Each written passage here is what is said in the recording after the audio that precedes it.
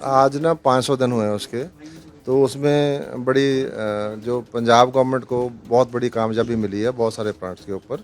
जैसे मैं एक डाटा देता हूँ, जैसे हेरोइन रिकवरी है तो हमारे 4 साल में 6,608 किलो, और जो पिछले 15 साल में 10 साल अकाली बीजेपी गवर्नमेंट और 5 साल कांग्रेस की, उनके दोनों की मिला के 5,229 हमारे, मतलब हमारे 4 साल में उनके 15 साल से ज़्यादा रिकवरी हमने करी है।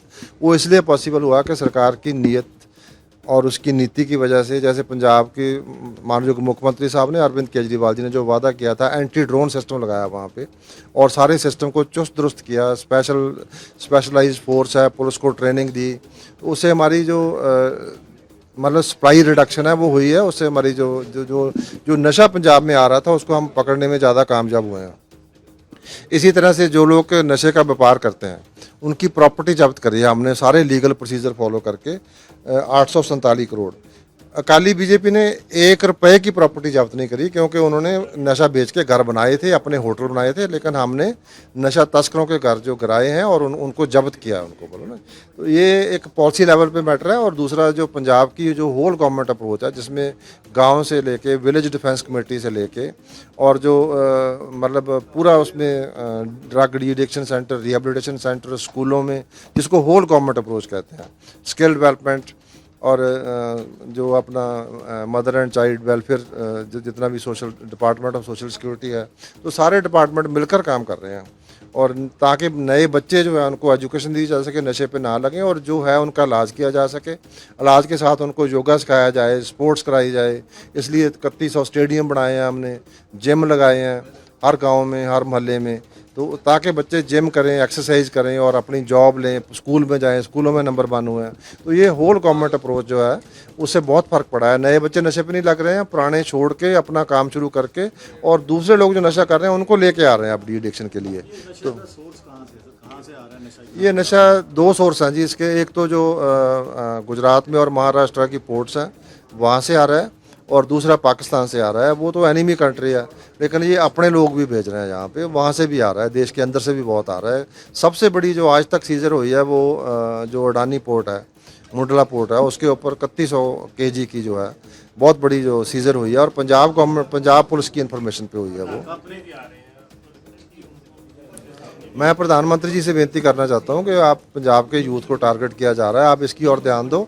और जैसे पंजाब सरकार ने एंटी ड्रोन सिस्टम लगाया, आपके पास तो सैटेलाइट है, तो आप एंटी ड्रोन सिस्टम लगाओ। पाकिस्तान से एक भी ड्रोन इस तरफ नहीं आनी चाहिए नशा लेके, हथियार लेके, तो वो आपकी पंजाब के लिए सर्विस होगी।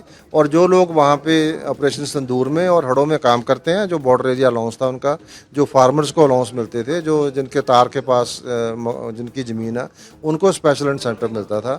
जो आप इंसेंटिव हिमाचल में दे रहे हो, उत्तराखंड में दे रहे हो, पंजाब के बॉर्डर डिस्ट्रिक्ट को भी मिलना चाहिए, कंडी एरिया को भी मिलना चाहिए, और पंजाब को पंजाब की राजधानी मिलनी चाहिए। आपने तो जो राजधानी में अस्पताल है, पीजीआई है, उसमें पंजाब के लोगों का इलाज बंद करवा दिया। तो इतना वितकरा मत करो पंजाब के साथ, तो वहाँ पे इलाज शुरू कराओ पंजाब का इमीडिएटली।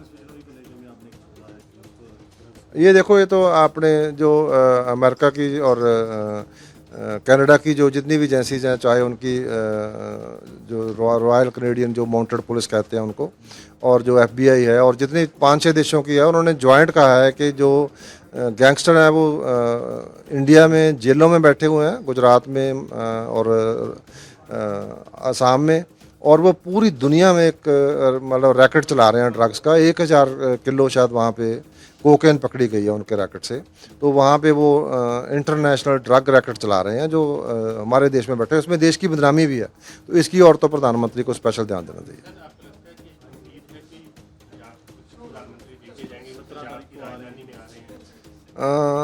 उम्मीद मतलब हमें प्रधानमंत्री का यहाँ आने का इंतज़ार करना पड़ेगा जी, मालूम है।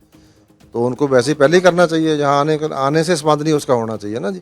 अगर आ ही रहे हैं तो मैंने कहा है कि जो हमारे पैसे रोके हुए हैं, चाहे रूरल डेवलपमेंट के फंड है, हमारी कैपिटल है हमें दे दें, हमारी यूनिवर्सिटी हमें दे दें, हमारा पखड़ा डैम हमें दे दें, तो हमारे फंड्स ही हमें दे दें। और जो पंजाब में नशे आ रहे हैं इसकी रोकथाम भी बात करें।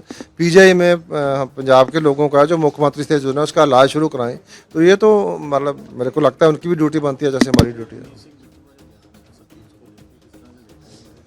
उनका बयान जो है वो मतलब मैं कहूँगा कि it's an very bad taste, बहुत बुरा बयान है उनका। वो समाज में मतलब एक नेगेटिव इम्पैक्ट वाला बयान है, उनको ऐसे बयान नहीं देना चाहिए।